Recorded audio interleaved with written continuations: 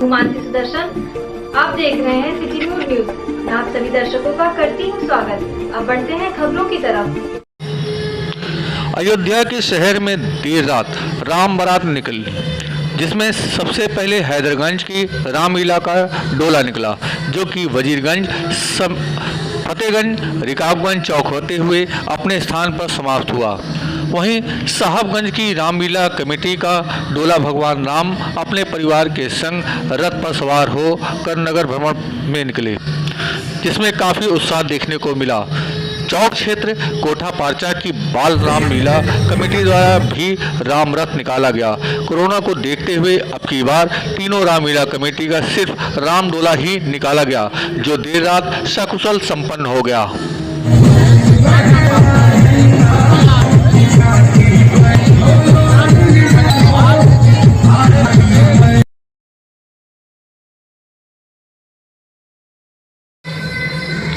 आज अयोध्या के मोहल्ला मुगलपुरा परिक्रमा मार्ग पर हर वर्ष की भांति इस वर्ष भी जश्न ईद मिलादुल नबी के मौके पर जोर शोर से मनाया गया उत्सव।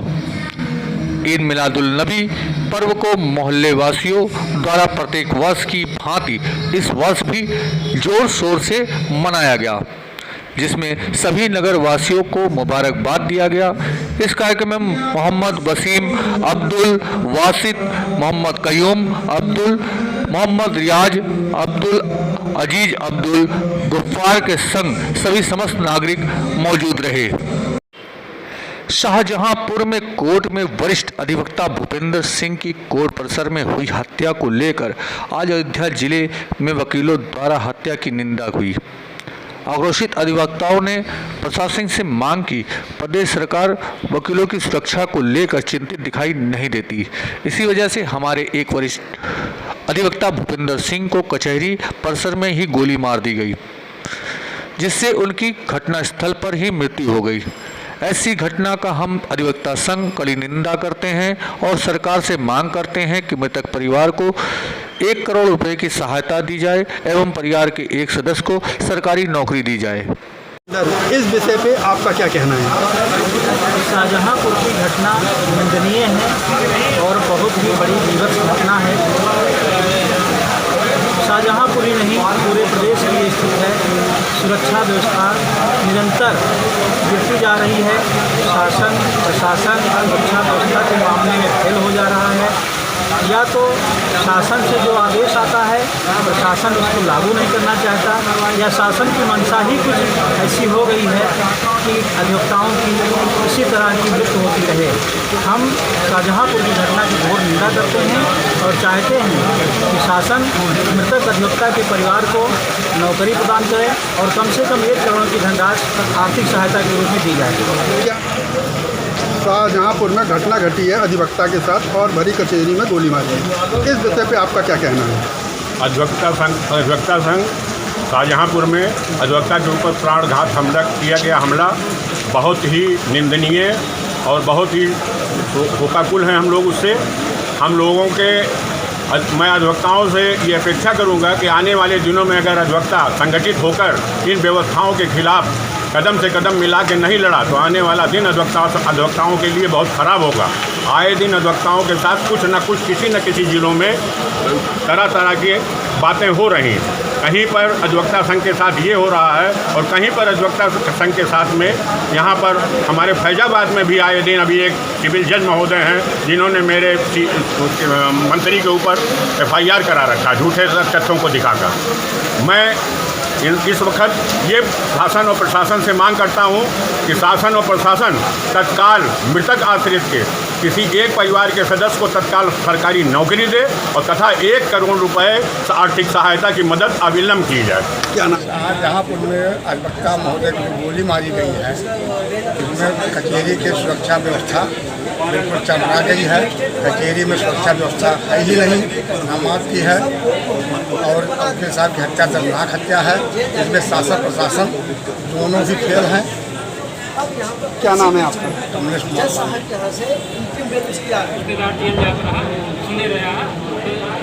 शाहजहांपुर की घटना पे आपका क्या कहना है? हत्या बहुत घटना और वकील साहब की हत्या बहुत निंदनीय है। कचहरी कैंपस परिसर की सुरक्षा व्यवस्था फेल कर रही है। शासन और प्रशासन को इस पर ध्यान देना चाहिए और वकील साहब की हत्या के बदले में उनके परिवार को कम से कम 50 लाख रुपया का मुआवजा दिया जाना चाहिए, जिससे अधिवक्ता का परिवार अपने को सुरक्षित महसूस कर सके और निर्भय होकर के जो है अपनी अधिवक्ता गण जो है यहाँ अपना। हम शाहजहाँपुर वाली घटना की घोर निंदा करते हैं और अधिवक्ता की सुरक्षा के लिए सरकार से अधिवक्ता प्रोटेक्शन एक्ट आप विलम्ब लागू करने की मांग करते हैं और साथ ही अधिवक्ताओं को हमेशा सुरक्षा उपलब्ध कराने के लिए शासन से मांग करते हैं और इस घटना की घोर निंदा करते हैं कि अधिवक्ताओं की सुरक्षा में हमेशा वर्तमान सरकार द्वारा चूक की जा रही है। इसलिए अब सबसे ज़्यादा अधिवक्ताओं की सुरक्षा को वर्तमान सरकार द्वारा बढ़ाया जाना चाहिए। क्या आप मानते हैं कि मतलब सरकार अधिवक्ताओं को मतलब अधिवक्ताओं को सुरक्षा प्रदान नहीं कर पा रही है? हाँ, इस वक्त उत्तर प्रदेश में सबसे ज़्यादा घटनाएं अधिवक्ताओं के साथ हो रही हैं। इसमें बहुत से अधिवक्ता मारे गए हैं इस सरकार में और अधिवक्ताओं के प्रति ये सरकार उदासीन है। कोरोना काल में भी अधिवक्ताओं के साथ अन्यायपूर्ण काम किया गया। अधिवक्ताओं को कोई सहयोग राशि सरकार द्वारा या स्वास्थ्य संबंधी व्यवस्था नहीं उपलब्ध कराई गई। क्या नाम है?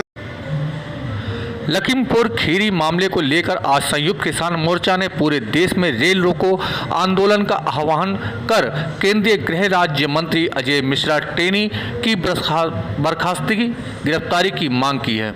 संयुक्त किसान मोर्चा ने आज सुबह 10 बजे से लेकर शाम 4 बजे तक देशव्यापी रेल रोको आंदोलन का ऐलान किया है, जिसके चलते अयोध्या जनपद में भी किसान मोर्चा ने नेताओं ने रेल रोको आंदोलन शुरू किया, लेकिन जिला प्रशासन व पुलिस के अधिकारियों ने किसानों की रणनीति को विफल करते हुए रेलवे स्टेशनों पर भारी मात्रा में पुलिस बल तैनात किया और वहीं पुलिस ने दर्जनों की संख्या में किसान नेताओं को गिरफ्तार कर आंदोलन की धार को कमजोर किया।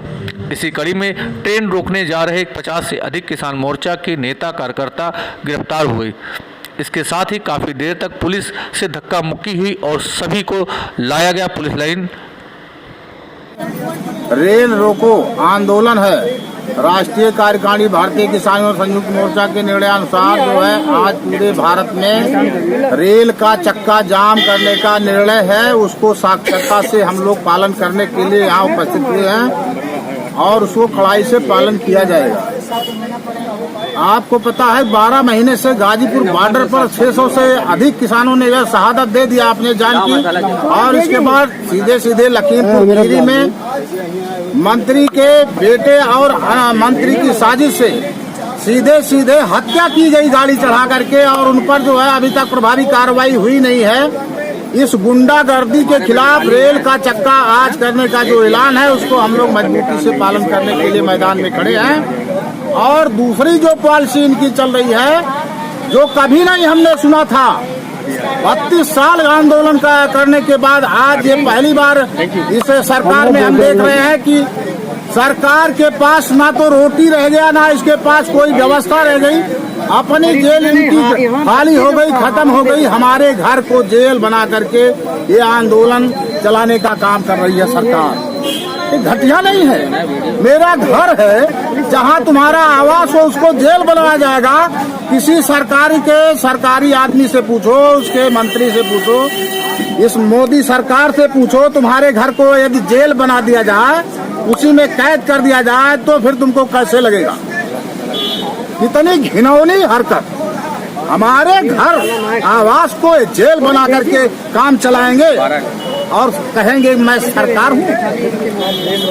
रोकने का कार्यक्रम अभी हम लोग ट्रायल कर रहे थे, 8 आदमी यहाँ जो बुधहा स्टेशन है ट्रायल कर रहे थे। पूरे प्रशासन की जो है वो हिल गई, अफरा तफरी मच गई और हमने यहाँ सही रूप से अब यहाँ इकट्ठा हुए हैं। अब यहाँ मजबूती के साथ हम लोग रेल का चक्का जाम करेंगे या जो भी सामने आएगा उसको जाम कर देंगे। ठीक है, धन्यवाद। श्री राम वर्मा, मंडल प्रमुख महासचिव भारतीय किसान यूनियन के तहत अयोध्या मंडल अयोध्या।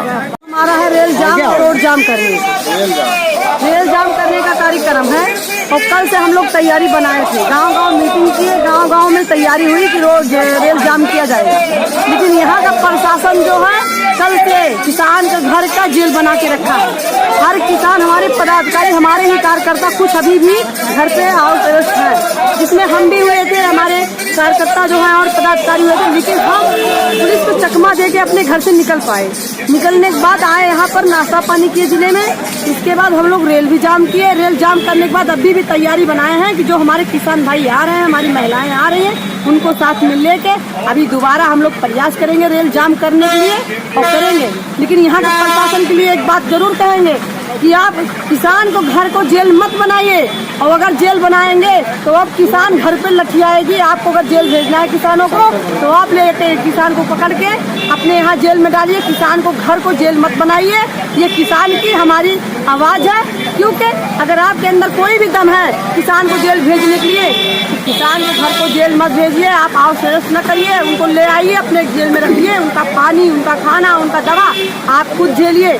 और अगर नहीं है आपके अंदर दम तो हाउस अरेस्ट करना बंद कर दीजिए और किसानों का आंदोलन करने दीजिए। और हमारे टिकैत जी का सिर्फ आदेश का पालन करने के लिए हम लोग यहाँ खड़े हैं। अगर जिस दिन टिकैत जी आदेश कर दिए फैजाबाद में इनको मार के गिराना है, यहाँ के किसान तैयार है और बैठा हुआ है। खाली टिकैत जी का आदेश का पालन है। हम लोग यहाँ उनका आवाज की हम लोग सुनने का है कि टिकैत जी कहते कि जिले में ये करना है, हम लोग कर डालेंगे, चाहे जो भी होगा। आर पार की लड़ाई होगी अब फैजाबाद में। अब प्रशासन की ये 420 और चापलूसी नहीं चलेगी। ये किसानों की और हमारी बात है। अयोध्या जिले के गोसाईगंज विधानसभा के से भाजपा विधायक इंद्र प्रताप तिवारी को 5 साल की सजा सुनाई गई। विधायक इंद्र प्रताप तिवारी उर्फ खब्बू तिवारी को पुराने मामले में MPMLA कोर्ट ने सजा सुनाई है। साकेत महाविद्यालय में एडमिशन के समय दर्ज हुआ था मुकदमा। विधायक के खिलाफ कोर्ट से मिले सजा के निर्देश के बाद दर्जनों नेताओं में हड़कंप मच गया। कई नेता जिला अयोध्या कारागार भी पहुंच गए। वहीं इंद्र प्रताप तिवारी के अधिवक्ता ने मीडिया से मुखातिब होते हुए बताया कि सजा के खिलाफ वो हाईकोर्ट जाएंगे। मामला काफ़ी पुराना जिस मुकदमे में सजा सुनाई गई है वह 419, 420, 467, 468 धारा अंतर्गत अपर जिला जज प्रथम पूजा सिंह ने 5 साल की सजा सुनाई, जिसके बाद विधायक इंद्र प्रताप तिवारी को पुलिस हिरासत में लेकर जेल भेज दिया गया। बसपा के टिकट पर विधानसभा को चुनाव लड़ने के दौरान फर्जी दस्तावेज लगाने का आरोप था। तब से विधायक इंद्र प्रताप तिवारी जमानत पर बाहर थे। भैया क्या मामले में विधायक जी जब छात्र संघ के महामंत्री थे तो एक मुकदमा दर्ज कराया गया था प्रिंसिपल साहब की तरफ से। उसी मुकदमे में कन्वेंशन हुआ 5 साल का। कौन कौन लोग गए? कौन इसमें कृपादान तिवारी जी हैं और जो है फूलचंद यादव जी अध्यक्ष थे वो हैं। धारा कौन कौन थी?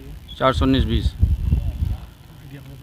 अब आगे के लिए आप लोग क्या करेंगे? अब अपील करेंगे, कोर्ट में जाएंगे, हाई कोर्ट जाएंगे। दिल्ली सेवा ट्रस्ट के द्वारा आयोजित भूमि पूजन में शामिल होने अयोध्या पहुंचे अखिल भारतीय आतंकवाद विरोधी मोर्चा के अध्यक्ष मनिंदरजीत सिंह बिट्टा ने मीडिया से मुखातिब होते हुए कहा कि तालिबान की घटना आज भारत देश ही नहीं पूरी दुनिया के लिए खतरा बन गया है। एक गोली चलेगी तो 100 गोली चलाएंगे हमारे जवान, और आम नागरिकों को चैलेंज किया था। अब तक हमारे CRPF के जवानों ने कम से कम 15 आतंकी ढेर कर दिया है, और जब तक आतंकवादी व पाकिस्तान का हाथ खड़ा नहीं कर लेता है तब तक गोली का जवाब गोली से दिया जाएगा। भारत पाकिस्तान के बीच मैच होना नहीं चाहिए था। इतने जवान हमारे शहीद हुए, हम जवाब दे रहे हैं। बाकी सरकार की पॉलिसी क्या है, हमें नरेंद्र मोदी के ऊपर यकीन है। आतंकवाद को समाप्त करने चाहे मैच चलता है और तरफ से कोई कमेंट नहीं आ रहे हैं। गोली चलती है तो हम भी चलाते हैं। तालिबान की घटना हुई है, अधिकार को लेकर खतरा पूरी दुनिया में बढ़ा है, हिंदुस्तान में नहीं पूरी दुनिया में खतरा बढ़ा। सुरक्षा व्यवस्था में एक गोली चलेगी 100 चलाएंगे हमारे जवानों को, 6 जवानों को और आम पब्लिक को शहीद किया था। अभी तक हमारे जवानों ने, अभी तक फौज ने, CRP ने कम से कम 15 आतंकवादियों को ढेर दिया। ये उत्तरी देश का गोली का जवाब गोली दिया जाएगा जब तक आतंकवादी हाथ खड़े पूरे नहीं करते, पाकिस्तान हाथ खड़ा नहीं करता, गोली का जवाब गोली दिया जाएगा। ये अधिकार लेट मिला है, पहले मिलना चाहिए। कोई भी अगर सरकार तालिबान की घटना हुई है खतरा पूरी दुनिया में बढ़ा है, हिंदुस्तान में नहीं पूरी दुनिया में खतरा बढ़ा है। एक गोली चलेगी 100 चलाएंगे। हमारे जवानों को, 6 जवानों को और आम पब्लिक को शहीद किया था। अभी तक हमारे जवानों ने, अभी तक फौज ने, सीआरपी ने कम से कम 15 आतंकवादियों को ढेर किया। ये उतनी देर तक गोली का जवाब गोली दिया जाएगा जब तक आतंकवादी हाथ खड़े पूरे नहीं करते, पाकिस्तान हाथ खड़ा नहीं करता, गोली का जवाब गोली दिया जाए। ये अधिकार लेट मिला है, पहले मिलना चाहिए। कोई भी अगर सरकार ने इसका विरोध कर दिया वो देश के विरुद्ध है। ये बीएसएफ को अधिकार मिलना इसलिए जरूरी था क्योंकि सुरक्षा व्यवस्था में कमजोरी आ रही है।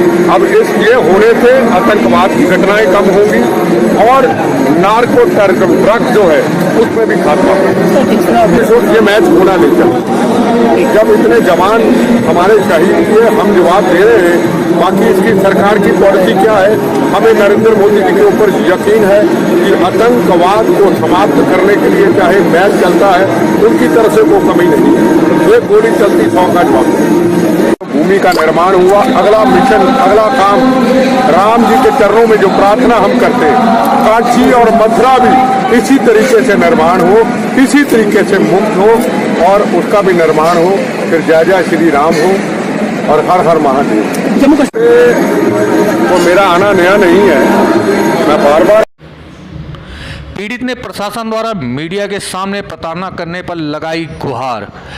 अयोध्या मिल्कीपुर जनपद के थाना इनायतनगर सुरेंद्र कुमार पुत्र राम प्रसाद निवासी भवानी तिवारी का पूर्वा ने रिपोर्ट दर्ज कराई थी, जिसमें 147, 442, 323, 504, 308 और 506 धारा लगाई गई थी। लेकिन 308 धारा लगने के बावजूद भी अभियुक्त मनोज कुमार उर्फ मुन्नू, पिता का नाम दूतनाथ, अनुराग पिता मनोज कुमार, अधूरा देवी पत्नी दूतनाथ, नीलम मनोज कुमार, आकाश पिता का नाम कालीपड़, जाय आदि लोगों ने मिलकर सुरेंद्र कुमार तिवारी को मारा पीटा और कुल्हाड़ी से मारकर घायल कर दिया, जिसने धारा 308 किसने लगाई। अब मामला यह उठता है कि धारा 308 लगने के बाद भी अभियुक्त फ्री घूम रहे हैं। प्रशासन कोई ध्यान नहीं दे रहा है। अपराधी को खुले घूमने से फिर से बातचीत की संभावना दिख रही है। लिहाजा पुलिस को चाहिए कि सभी अभियुक्तों को गिरफ्तारी करके उनको जेल में भेजा जाए। 15,000 रुपये ने मुझे मारा, मेरी बीवी को, मेरे बच्चे को,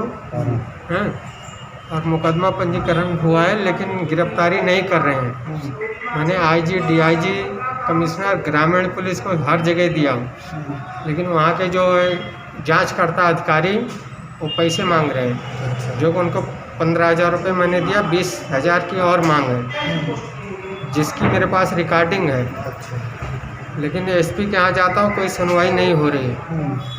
तो मैं आपके माध्यम से मैं बोला कोई सहयोग आप दे सकते हैं तो दे दीजिए। आखिर मारा क्यों है, क्या वजह थी? कुछ पुरानी ज़मीनी विवाद था। क्या मुकदमा वगैरह चल रहा जमीन का? नहीं, कोई नहीं मुकदमा, कोई नहीं। फिर वो हमारी कब्जा किया, हमको ही मार रहे हैं।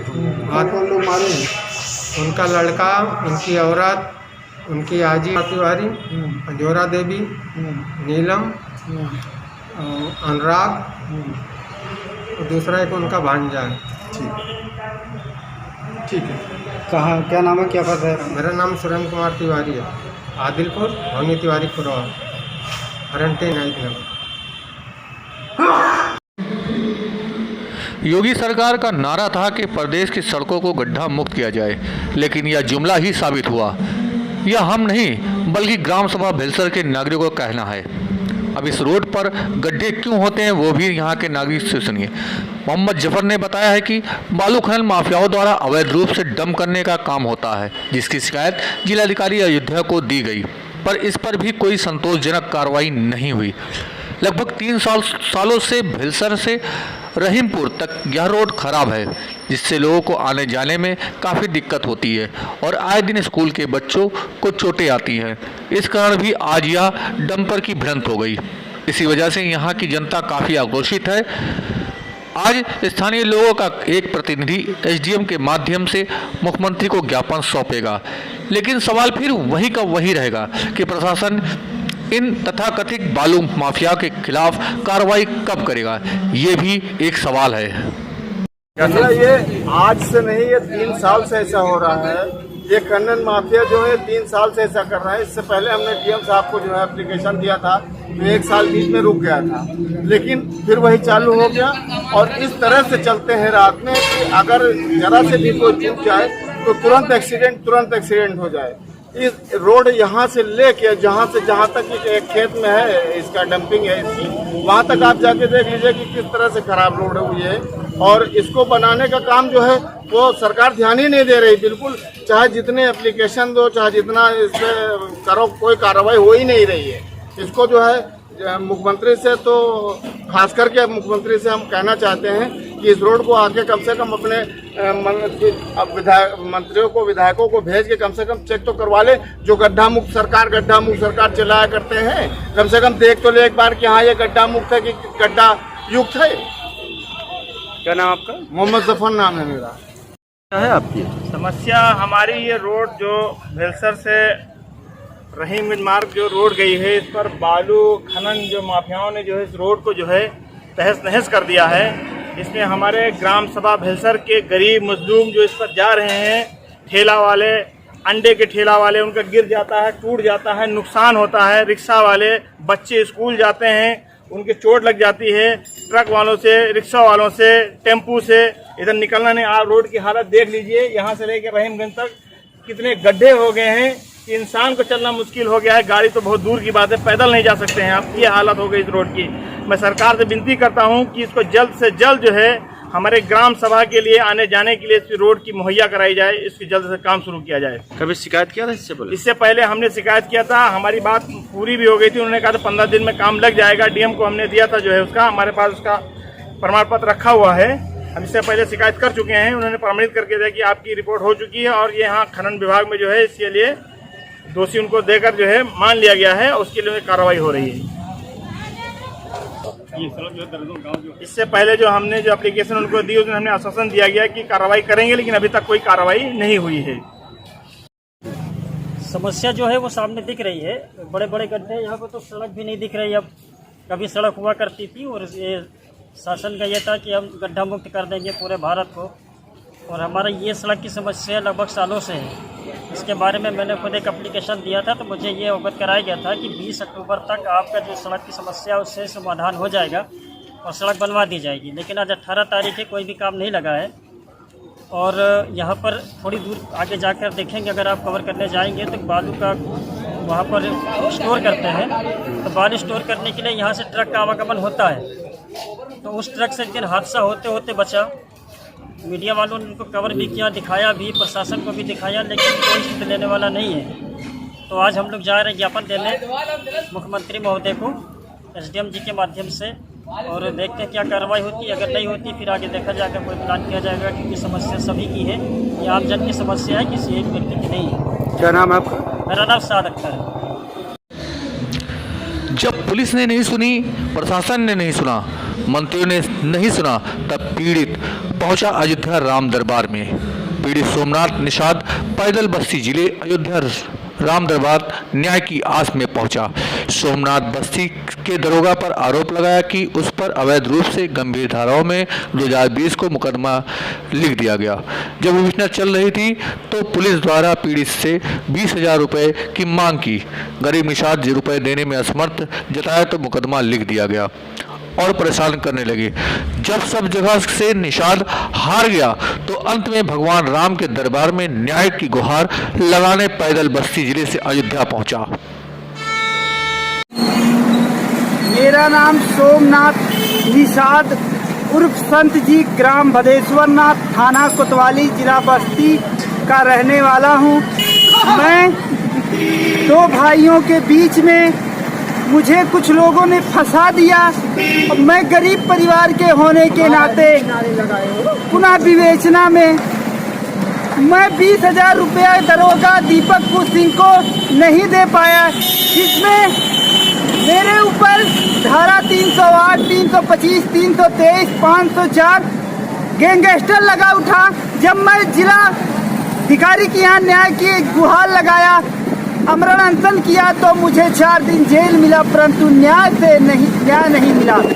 मैं न्याय के लिए मुख्यमंत्री गोरखपुर वहां गया, परंतु न्याय नहीं मिला। मैं लखनऊ गया, गांधी प्रतिमा पे न्याय की गुहार लगाया। मैं मुख्यमंत्री कालिदास मार्ग पे गया, परंतु न्याय से वंचित रहा। मैं सभी अधिकारियों को 2-2 बार पत्र लिख चुका हूं, परंतु कोई सुनवाई नहीं हो रही है।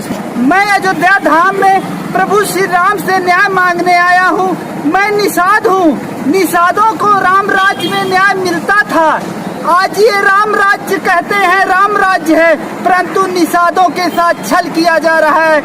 न्याय नहीं मिल रहा है। निषादों के ऊपर, निषाद के घर पैदा होना अपराध है, गरीब के घर पैदा होना अपराध है। ये उत्तर प्रदेश में पैदा होना अपराध है। ये महाराज योगी जी कुछ नहीं गरीब आजाद पीड़ितों की सुन रहे हैं। इस नाते प्रभु श्री राम के दरबार में न्याय की गुहार लगाने आया हूँ। मुझे न्याय चाहिए। न्याय प्रभु श्री राम से मुझे न्याय देंगे, इस आशा से मैं पैदल चलकर बस्ती से अयोध्या धाम न्याय की गुहार लगाने आया हूँ। दीपक कुमार, दरोगा का नाम दीपक कुमार सिंह है। ये घटना मई 2020 का है। अयोध्या में मैं हनुमान जी महाराज से अपनी व्यथा प्रभु श्री राम से बताने के लिए पहले हनुमान जी से दर्शन किया और अपनी प्रार्थना उनको पहुंचाया। कल मैं फिर राम जन्मभूमि में जाके प्रभु श्री राम से अपनी न्याय की गुहार लगाऊंगा और मैं न्याय पाने के लिए यहाँ अयोध्या धाम में प्रभु श्री राम के दरबार में आया हूँ। नहीं मिला मुझे न्याय तो करोड़ों अरबों का विश्वास घटेगा राम के ऊपर से कि संत पैदल चलकर प्रभु श्री राम के दरबार आया और न्याय से वंचित रहा, तो आस्था जो भगवान पे रखते हैं उनकी आस्था पे ठेस पहुंचेगा।